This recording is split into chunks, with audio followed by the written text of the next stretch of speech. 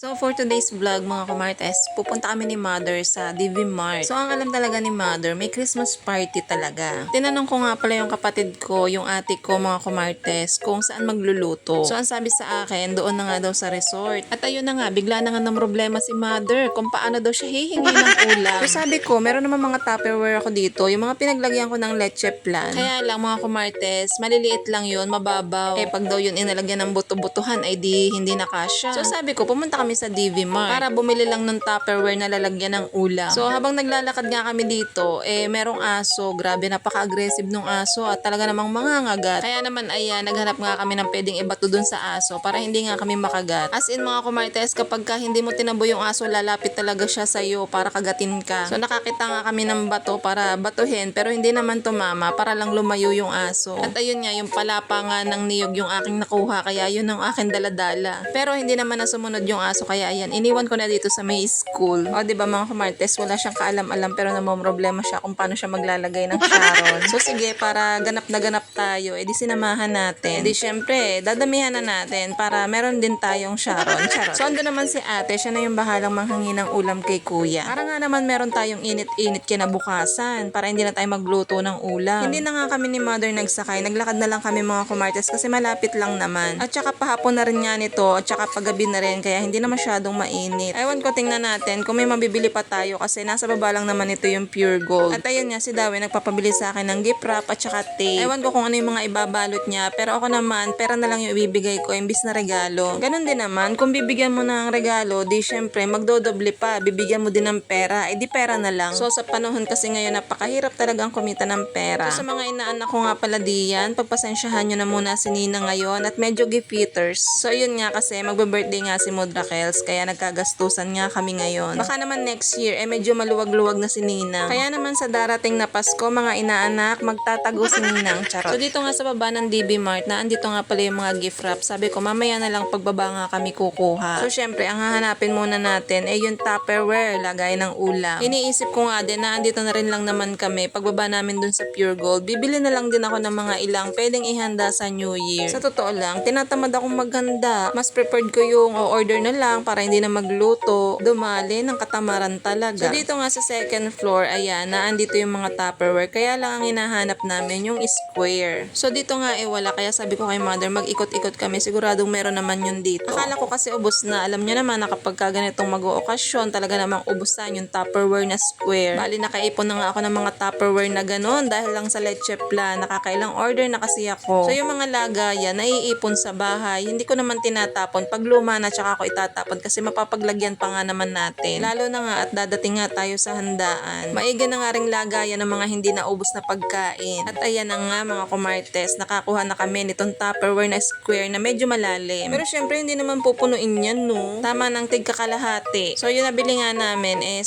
na yung laman. Kaya ayun, hati-hati na lang kami diyan. So sa New Year, ang gusto talaga ni Mother, banana bread. Kaya ayan, nandito na rin lang naman kami. Naghanap na kami ng lagayan ng banana bread. So talaga ni Mother yung rectangle. Kaya ayan, naghanap kami dito sa DB Mart at meron naman. Ayan, tiningnan ko din kung magkano itong foil na gold. Grabe, ang mahal. Balak ko kasi maglasanya sa bagong taon. So ngayon namang 25, meron namang handa si Mother. Kaya ayan, hindi na rin naman kami nagluto. Kasi hindi na rin naman makakakain mga kumartes, lalo na kapag may mga handaang ganyan. Si Mother, bumali na rin ng kanyang panglasanya na lagayan. So sabi ko, hindi na ako bibili kasi meron naman akong Pyrex sa bahay. Yun na lang yung gagamitin ko. Kayo ba? Ano bang naiisip nyong handa sa bagong taon? So ako nga, bala ko nga din maglasanya at saka gumawa ng leche plan. So yung leche plan, syempre ang kapartner nun, yung puto. Ano pa ba? Wala na akong maisip. Sabi ko nga, okay lang nakakaunti ang handa. Basta marami kaming pang ulam. Mas namomroblema kasi ako mga kumartes kapag kakatapos ng bagong taon, yung uulamin namin kinabukasan. Kasi syempre, mauumay ka sa handa ng bagong taon. Iba pa rin ang kanin. Kung tutuusin, kanin pa rin ang hahanapin natin. Kaya yun, hindi naman din ako maghahanda ng madami sa New Year. Ang mahalaga, may uulamin kami. At ayan, pagkababa nga namin ni Mother, bumili na nga ako nitong pinabibili ni Dawen. So dapat ang kukunin ko yung pula. Naalala ko, favorite nga pala nun ang green. Kaya itong green nga ang pinili ko. 5 nga lang yung pinabibili niya pero pinalabisan ko na nga para sure. So pagkatapos nga nagdiretso kami sa Pure Gold para mamili ng ilang panghanda. Undecided kasi ako kung ano yung bibilhin ko. So bumili na ako ng panlasanya pero kalahating kilo lang. So sabi ko kay Mother, maglakad na lang kami para nga makamenos kami sa pamasahe. Kaya ayan, kanya-kanya kami ng bit-bit. So sana lang yung aso hindi na namin makasalubong. Nag-iisip kami kanina kung magdadala kami ng eco bag. So yun, hindi kami nagdala kasi wala daw kaming bibilhin. Pero ang nangyari, ayan, bit-bit. So yun lang, bye!